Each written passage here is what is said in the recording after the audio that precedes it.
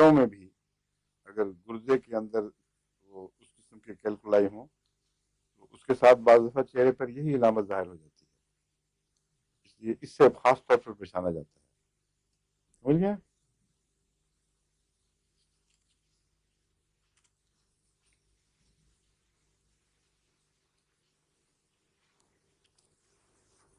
ایک اس کی علامت پلسٹیلا سے بھی ملتی ہے، لیکن دونوں میں اتنا فرق ہے کہ فوراً پہچانا جاتا ہے. پلسٹیلا میں اگر کسی عضو میں درد رہے دیر تک تو وہ عضو سکڑنے لگتا ہے اور وہ حصہ کمزور ہو جاتا ہے. یہ خاص پلسٹیلا کی علامت ہے. اور اس کی بھی یہی علامت ہے کہ اس میں مثلا اگر ٹانگ میں وہی بیماری دیر تک رہے، وہ ٹانگ دوسرے کے مقابلے پر نسبتاً چھوٹی کمزور تو اور بات ہے، میں سائز میں کہہ رہا ہوں، وہ عضو سکڑ کے کچھ چھوٹا ہو جاتا ہے. ورم اور بات ہے، لیکن اس کا اصل جنوین سائز جو ہے وہ کم ہو جاتا ہے. یہ ٹائیفائڈ کے اثر سے بھی ہو جاتا ہے، لیکن ٹائیفائڈ کے اثر سے جب یہ سوکھتی ہیں لمز، بازو ہوں یا ٹانگیں ہیں، تو وہ ایسی گہری فالجی علامت کی وجہ سے ہوتی ہیں کہ پھر وہاں اس حصے کی دیکھ بھال جسم چھوڑ دیتا ہے. وہ اور طرح کا سوکھنا ہے، درد سے نہیں سوکھتا. وہ ہم درد اور تکلیف کی بات کر رہے ہیں.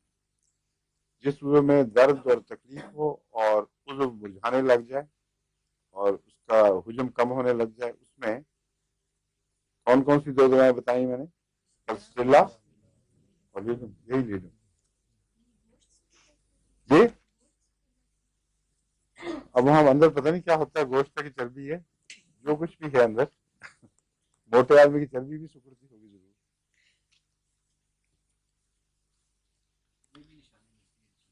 ہاں اچھا لو جی. سوری تو چھوٹا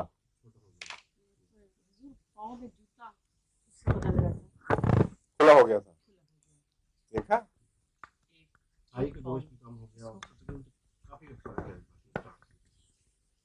اب بتاؤ نہیں پتہ نہیں کیا کہا انہوں نے.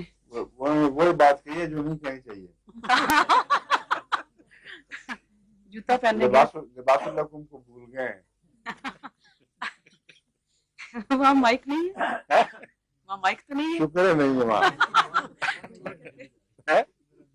دور ہے. ڈاکٹر صاحب جی اوپر ہاتھ رکھ لیا کریں.